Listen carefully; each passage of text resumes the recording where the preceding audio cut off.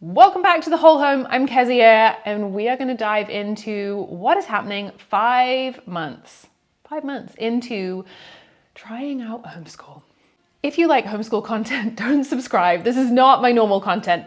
My goal on the internet is to make lower footprint, sustainable living feel a little less complicated and a bit more budget friendly. But we do that in the context of family life. So this is a little behind the scenes, because when we dived into this experiment, a lot of people said, tell us about the journey, we want to know. So I'm letting you know.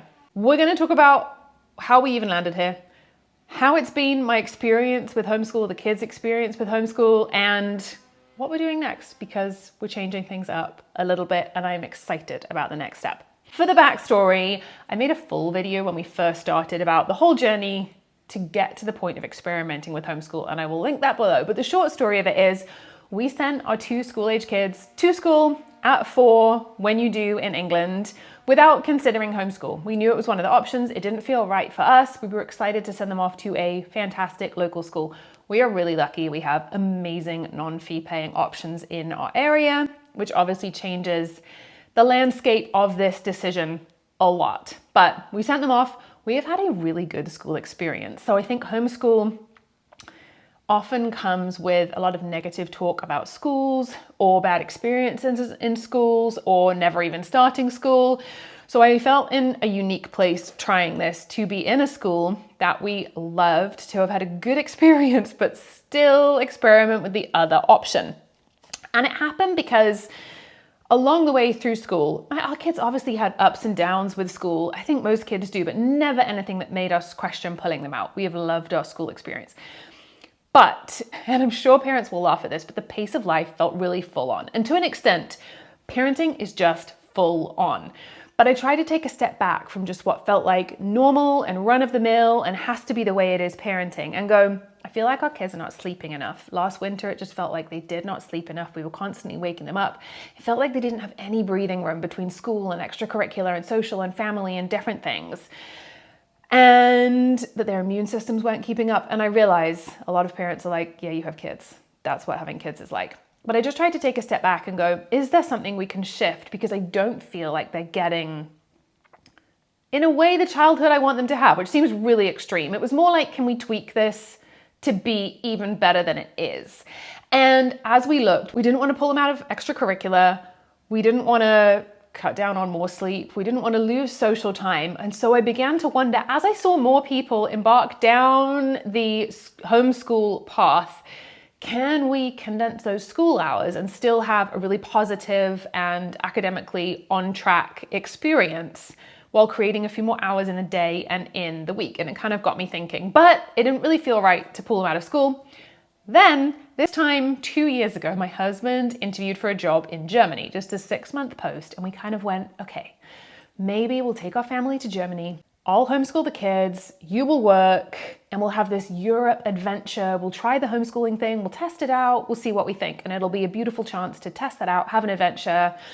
Plot twist, you can't homeschool in Germany, which we didn't realize. So we just went, all right, you go to Germany, we'll stay home, we'll put the kids back in school, end of that plan.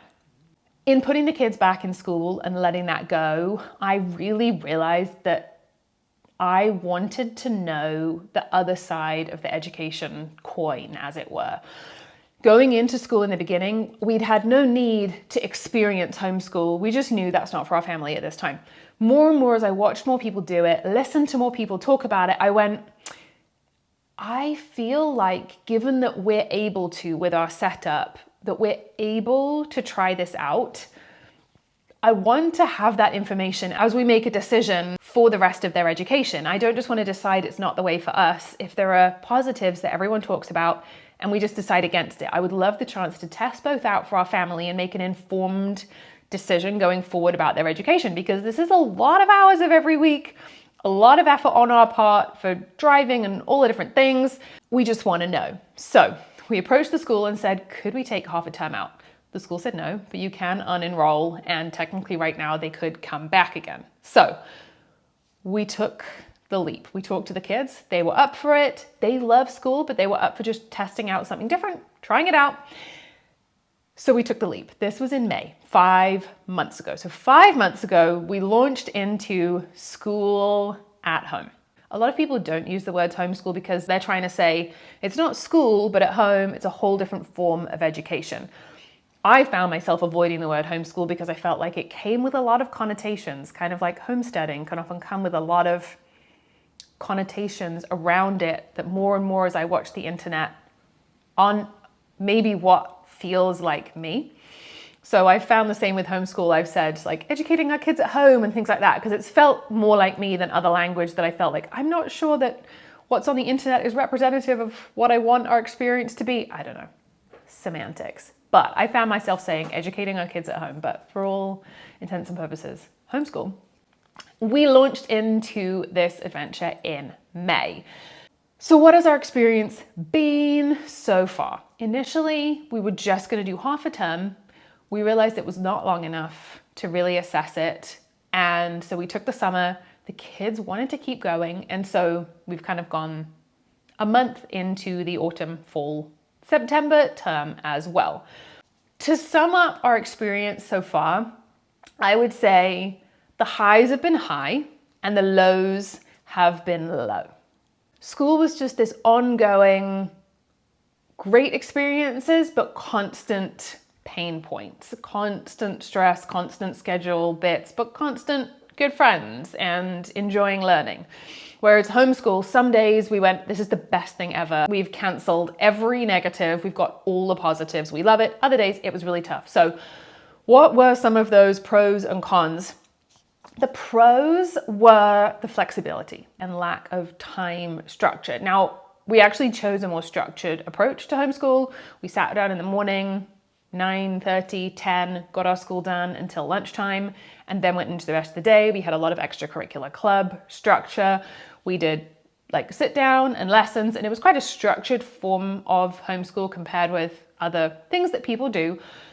But the flexibility to not have to get in the car at a certain time, to be able to roll with how kids were feeling and how much sleep they needed, definitely a plus point to kind of keep the positives of routine, but lose the being tied to external time pressure all the time, every single day. Massive plus point.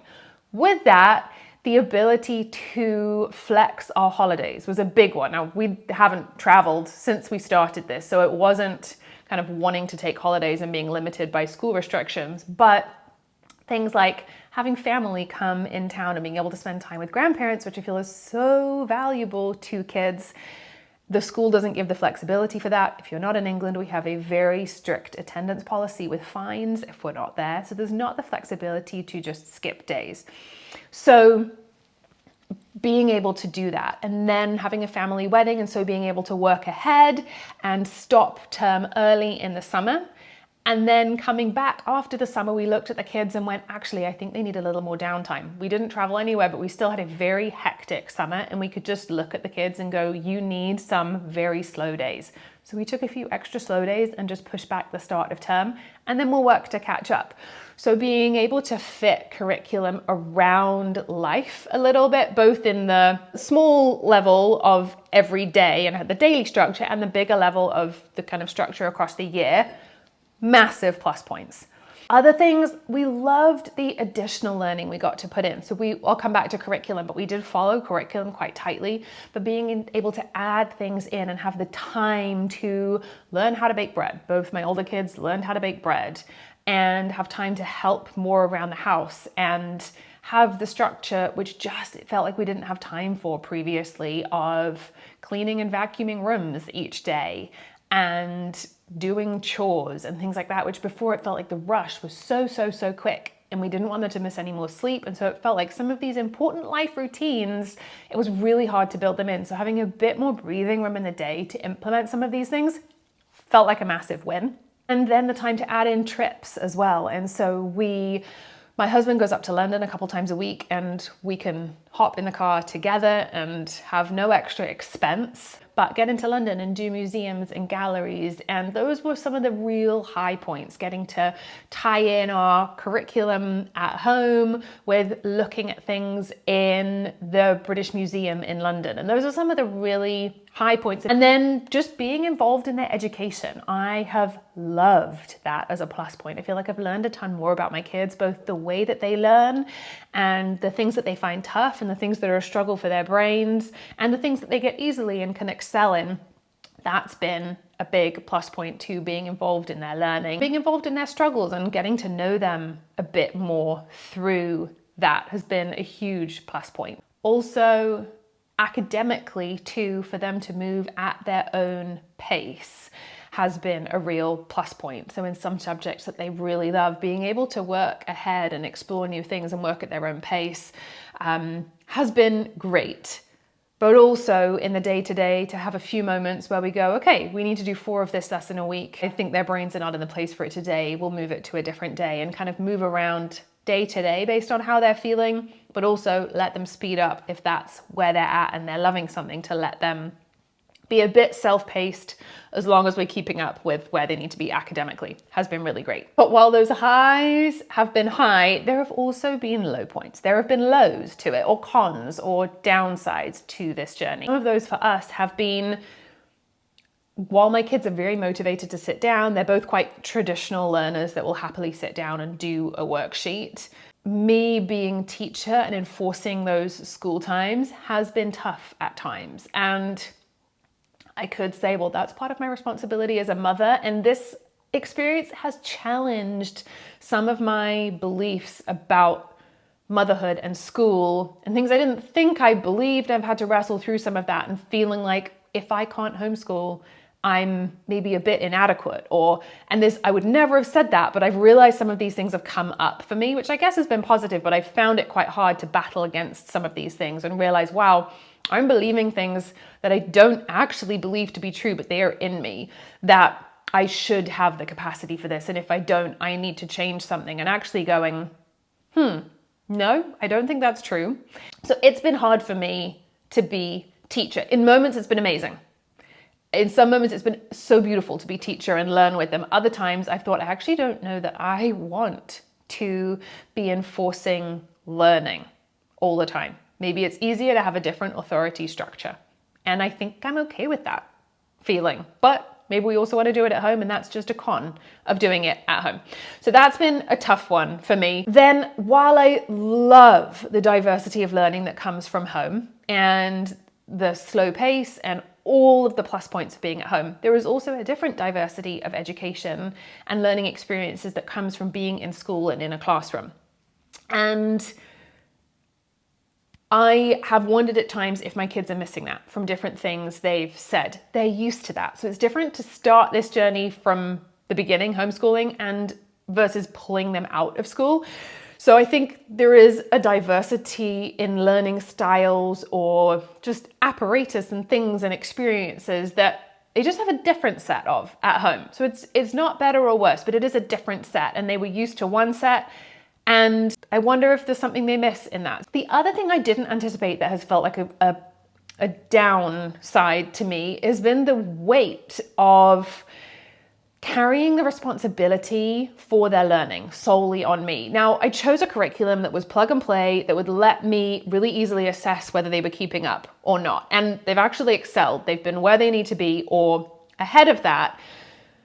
But even still being able to check those boxes, ultimately the weight of responsibility for their learning is on me. And I found that a heavy one to carry, which I didn't anticipate. I kind of thought, all right, if I choose a research-based curriculum that has seen kids go through, do really well, it's developed well, it's plug and play, I'm not creating lessons as someone who's not a teacher, it's done for me, they do it, we check the boxes, we stay on track, we'll all be okay. But there is still a weight of responsibility there that I don't know that I have the capacity to carry while being a good and healthy mother, partly because my weeks are more than parenting. My weeks also include work time. That is a necessity for our family. It's also something that brings me joy and that I want to do. And that has challenged me as I've gone, but if I was a better mother, I would be able to. If I was a better mother, I would have the capacity, and having to stop myself and go, everyone is different. There is no one best situation for kids. And actually, I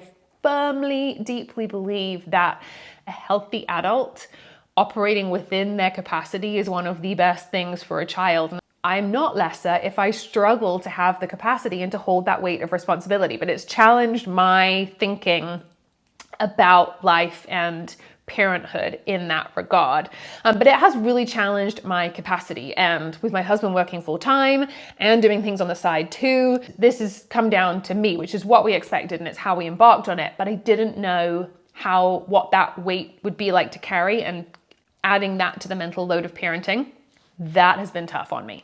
But probably the biggest thing that's been the low moments have been the struggles of getting the kids to sit down and learn and stick with it. Getting them to sit down has been hard, and I think sometimes kids struggle to have respect for a parent that they do for a teacher. And I've wondered, maybe actually it's a con to take this on as well and to be responsible for these big learning emotions in the context of what our life looks like. Maybe that's actually worth outsourcing. It left us with a lot of pros and a lot of cons. Before I talk about how we're going forward, which I'm excited about, curriculum-wise, we kind of had three aspects to our curriculum.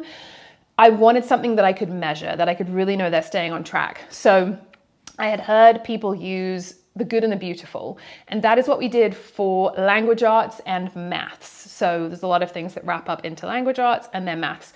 The good and the beautiful is a plug and play curriculum. It's very beautiful, integrated learning. There were some aspects of it I really loved. It was developed by a Mormon teacher. They describe it as a loosely Christian-based curriculum. Now, faith is part of our family, but I was definitely more nervous to roll with a curriculum that was American Christian than one that was not. But I kind of read ahead, saw what was there, and we've pulled some bits and we've not pulled others. So we've done a more diverse range of books and more kind of books that my kids are excited to read. They did not love the book list. We also didn't do the handwriting practice. We've been writing letters instead of doing the handwriting practice. If you wanted to do the curriculum and omit those pieces, they are very, very few and far between in the main curriculum. So I'd say about once a week, we find a sentence that's something like, look at this piece of art, and it'll be something from an artist, and you're looking at art history and different things, or maybe doing a writing comprehension and look at the world that God made. So in the earlier years, if you wanted to omit that, it would be quite easy because you're reading it to the kids. Later on, it would be fairly infrequent and easy to say, this was written from this perspective, and then put your own spin on it if you wanted to. So I did like it as a curriculum in terms of it's very visually beautiful, the integrated learning, it's very easy to follow. But then we added in, for history, I didn't want to do American history and the Constitution, even though the kids are American. That wasn't what I wanted to start with. I wanted to stay on the English national curriculum. So we used the Oak National Academy, which is brilliant.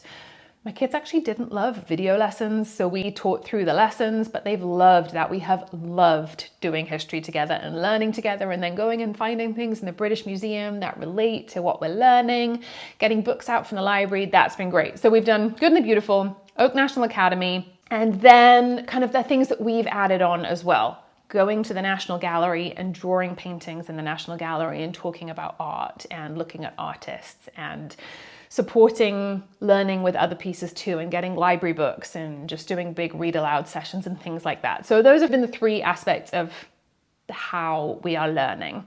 And then to dive into our decisions from here. I'm excited. The goal really was to go at the beginning of our kids' school career. Can we step back and explore what would be the best for our kids and just get a bit more information going forward? We really tried to listen to the kids and look at life, and we quickly realized that some of the things we felt in our first term of trying this felt like more permanent things that were big enough to make us really reconsider homeschool. And again, that then did really challenge me to go, but I should be able to do this. As a mother, I should be able to homeschool my children. If there wasn't a school, I'd have to home educate them, and then I'm not good enough to do that. And I had to really work through some things to go, nope, that is not what I believe about this. That is not what I believe about parenthood, that we have to have the capacity to educate our children at home. Schools are an absolute gift, which we knew before because we have loved our school, and we were sad to wave it goodbye to try this, but it just felt important for our family. So we really were left in a place of having massive pros on both sides and also cons on both sides, but feeling like the cons of full-time school at home were maybe too big to have that route going forward be a really good thing for a whole family. We also have a 3-year-old, and she's not ready to sit at the table, doesn't need to be doing lessons. And that was a challenge, to have this hour and a half, 2 hours a day where I was very dedicated to the older 2 kids and she wasn't getting what she needed. And that's a big chunk of her day. And that really made me question, okay, this might be a great thing for 2 of the kids, but right now there is this other kid and we have to have this work for everyone. So we just really, really weighed it up. And when we first brought this idea of trialing home education to our head teacher, she said she would love to try flexi school. So being in school for some days, not being in school for other days. And we couldn't really imagine how that would work.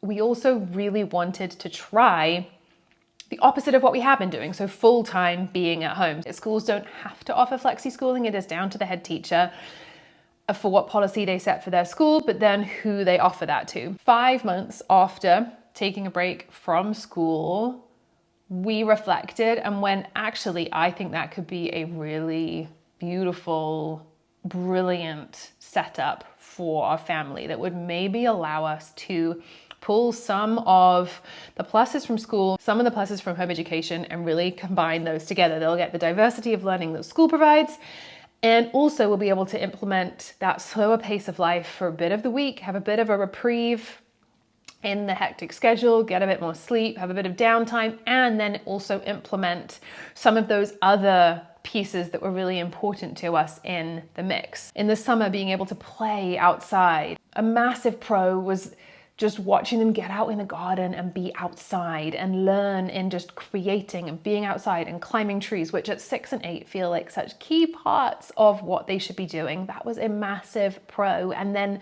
watching the learning that came from these extended times of play, and they would set up shops and create amazing things from what they could find and dig through the recycling bin and make incredible things and set up whole worlds. All different outdoor things that they were able to take part in that the school schedule and even the weekend schedule with full-time school doesn't allow. That was a huge, beautiful plus point to see all this just creative extended play.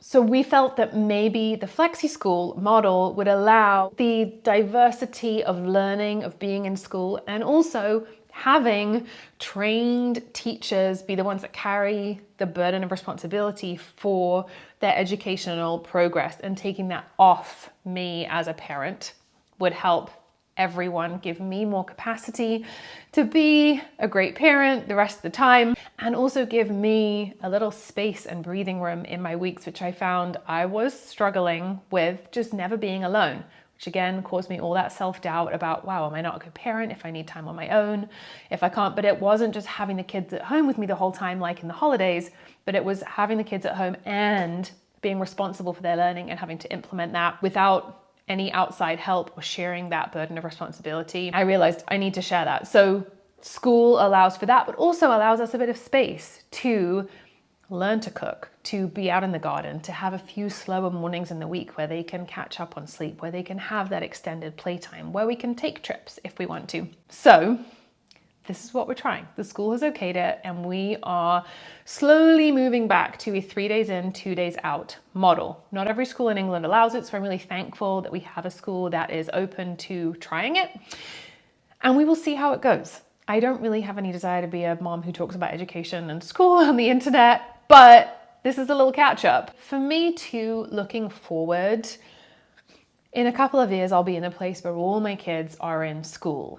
And that gives me the chance to work during the day. Now, I have worked from 4 weeks after my first kid was born, and I've never not worked. But them all being in school, even if it's just 3 days a week, would give me the chance to work during the day. And I had to process through that this actually gave me some guilt that I wanted them out of the house so I could work. I've so far been able to work at 5 a.m. and 8 p.m. and on the weekends and squeeze it in here, there, and everywhere. That takes its toll and limits what I'm able to do career and work-wise. And for me, there is some excitement in having days in the future, days where I will get to put time into a career during the day and give me more options there. And I did realize in this that gave me some guilt. I felt guilty wanting to send my kids away so I could work, but actually that is part of who I am. I want to work and I never want to compromise my kids for anything, but I don't think we have to be with our kids and pull everything home to give them the best experience necessarily now. So that challenged me and my beliefs, even about things I didn't think were deep inside of me, but actually going, no, I am not a worse mother because I want to work during the day when they're older and they're all in school. So that is for me, outside of their education, a plus point for me that in time this model will let me have days where I can work. So it's been interesting for me how much this has actually made me dig deep into my kind of subconscious beliefs about motherhood and parenting, and made me kind of not rethink, but realize what's under the surface and what's influencing some of my beliefs. It has also made me really think through the content I consume online about educating kids at home. There's a lot of very beautiful homeschool content online, and that's amazing. But there's also a lot of kind of statistics, and we should do this with kids, and education shouldn't be like this, but actually we have to step back a bit and go, what's best for our family? What's best for my capacity as a parent? And so I've been very challenged to do that through this experience and not just look at face value at some of the online content that is out there and in my face about childhood and beautiful childhood should all be like this, and actually going, but maybe that doesn't create the most beautiful childhood and family life in our home, and making it individual and pulling from different people, but writing our own best story for our family and feeling free and empowered to do that has been a very important journey in my beliefs about this whole thing.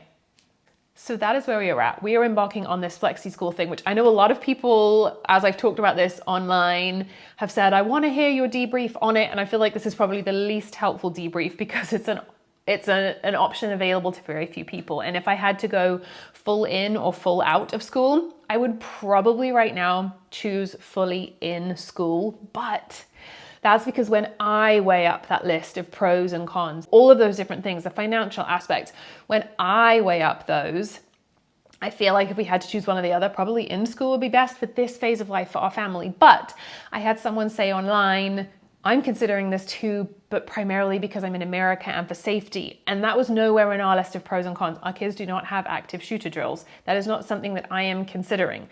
The weight of the number of those incidents is not on me as a parent sending my kids to school in England. So my pros and cons list is going to look really, really different. I do also want and need work to be a part of my life. If I could take that whole mental load out of my life, my capacity for educating kids would be wildly different. So I think there can be a lot of absolutes about education, and I really had to bring it back to our own pros and cons list, our family, the health and well-being and best outcome for our whole family, from toddler to my mental health to finances to all of these different things. And that's what we have really had to weigh up, which has felt like a big decision. But the ability to flexi school that England gives to schools feels like the perfect option for us to try right now for our family. So stay tuned. We'll do an update at some point on how the flexi school journey is going. But that is some of the things that we had to weigh up, some of the pros and cons, some of how our experience has been.